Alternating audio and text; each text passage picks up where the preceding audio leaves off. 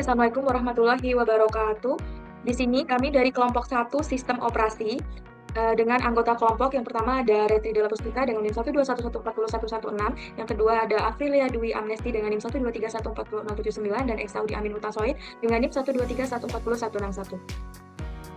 Baik, proses yang pertama yaitu first come, first served, di mana konsep dasar dari first come, first served atau FCFS adalah salah satu algoritma penjadwalan CPU yang paling sederhana. Dalam algoritma ini, proses yang tiba terlebih dahulu akan dieksekusi terlebih dahulu tanpa memperhatikan durasi eksekusinya. Cara kerja dari FCFS sendiri adalah proses pertama yang masuk akan ditempatkan di depan antrian, dan proses yang datang setelahnya akan ditempatkan setelah proses sebelumnya. Proses akan dieksekusi satu persatu sesuai dengan urutan kedatangannya. Proses yang pertama masuk akan diproses pertama kali hingga selesai, baru kemudian proses berikutnya diproses. Di sini ada tabel soalnya. Eksekusi prosesnya yang dimana berdasarkan tabel waktu eksekusi proses yang terlihat, di mana P1 berjalan selama 10 ms, P2 berjalan selama 5 ms setelah P1 selesai, P3 berjalan selama 8 ms setelah P2 selesai, P4 berjalan selama 3 ms setelah P3 selesai, P5 berjalan selama 6 ms setelah P4 selesai, di mana total waktu eksekusi seluruh proses adalah 32 ms. Di sini ada tabel perhitungan, di mana cara pengerjaan metode first come first served atau FCFS, yaitu proses dieksekusi berdasarkan urutan kedatangannya. Langkah yang harus dilakukan adalah, pertama, tentukan arrival time dan burst time untuk setiap prosesnya. Yang kedua, turnaround time, yaitu dengan rumus turnaround time sama dengan completion time dikurang arrival time. Yang ketiga, yaitu waiting time, dengan rumus waiting time sama dengan turnaround time dikurang dengan burst time, dengan average waiting time dengan jumlah rata-rata 54 dibagi 5 sama dengan 10,8, dan turnaround time dengan jumlah rata-rata 87 dibagi 5 sama dengan 17,4. Kelebihan dari FCFS sendiri yaitu yang pertama, algoritma ini menggunakan antrean FIFO atau first in first out sehingga mudah dipahami dan diimplementasikan. Yang kedua, bersifat adil karena setiap proses berdasarkan urutan kedatangan tanpa prioritas khusus sehingga tidak ada proses yang diabaikan. Yang ketiga, tidak ada overhead karena bersifat non-imperative dan tidak ada switching antar proses yang menyebabkan overhead sehingga eksekusi lebih stabil. Kekurangan dari FCFS sendiri yaitu yang pertama, proses yang memiliki burst time besar akan menghambat proses dengan burst time yang lebih kecil. Yang kedua, proses yang datang belakangan harus menunggu lama jika ada proses besar di depannya. Yang ketiga, tidak cocok untuk sistem interaktif karena tidak memberikan respon cepat untuk proses yang membutuhkan eksekusi singkat atau real time, sehingga tidak ideal untuk sistem multitasking atau time sharing. Baik, selanjutnya ada shortest job first dengan konsep dasar yaitu shortest job first atau SJF. Non-preemptive adalah algoritma penjadwalan CPU yang memilih proses dengan burst time atau waktu eksekusi paling pendek untuk dieksekusikan terlebih dahulu tanpa bisa dihentikan sampai selesai. Cara kerjanya, pada SJF non-preemptive, proses yang sedang berjalan tidak dapat dihentikan hingga selesai meskipun ada proses lain dengan burst time yang lebih pendek datang. Berikut merupakan tabel soalnya.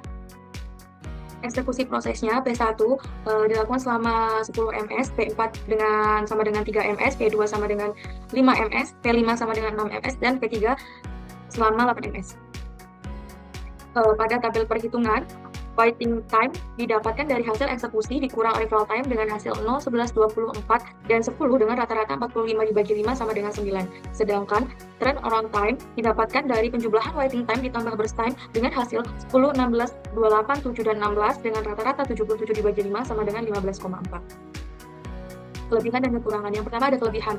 Kelebihan ini, algoritma ini meminimalkan rata-rata waktu tunggu karena proses dengan waktu eksekusi lebih pendek dieksekusi terlebih dahulu. Yang kedua, dengan mengeksekusi proses yang lebih singkat terlebih dahulu, CPU dapat lebih cepat menyelesaikan banyak tugas dalam waktu yang lebih singkat. Yang ketiga, karena lebih banyak proses pendek diselesaikan dalam waktu yang lebih singkat, maka jumlah proses yang selesai per satuan waktu atau throughput meningkat. Kekurangannya adalah proses dengan waktu eksekusi panjang dapat tertunda tanpa batas jika selalu ada proses yang lebih pendek masuk ke dalam antrian. Diperlukan estimasi waktu eksekusi tiap proses sebelumnya yang dalam praktiknya sulit dilakukan secara akurat. Yang ketiga, karena bersifat non-preemptive, proses dengan waktu eksekusi panjang tidak bisa dihentikan di tengah jalan untuk memberikan kesempatan pada proses lain. Selanjutnya ada priority scheduling. Priority scheduling non-preemptive adalah algoritma penjadwalan di mana setiap proses diberi prioritas tertentu dan proses dengan prioritas tertinggi dieksekusi terlebih dahulu. Namun, dalam metode non-preemptive, proses yang sedang berjalan tidak bisa dihentikan hingga selesai meskipun ada proses baru dengan prioritas yang lebih tinggi datang. Cara kerjanya, sistem operasi atau scheduler akan memilih proses dengan prioritas tinggi untuk dieksekusi terlebih dahulu, yang dimana semakin tinggi prioritas, semakin cepat dieksekusi. Proses harus selesai sebelum pindah ke proses selanjutnya. Berikut merupakan tabel soal eksekusi proses. Dari eksekusi proses didapatkan hasil P1 selama 10 ms, P2 selama 5 ms, P4 selama 3 ms, P3 selama 8 ms, P5 selama 6 ms. Tabel perhitungan.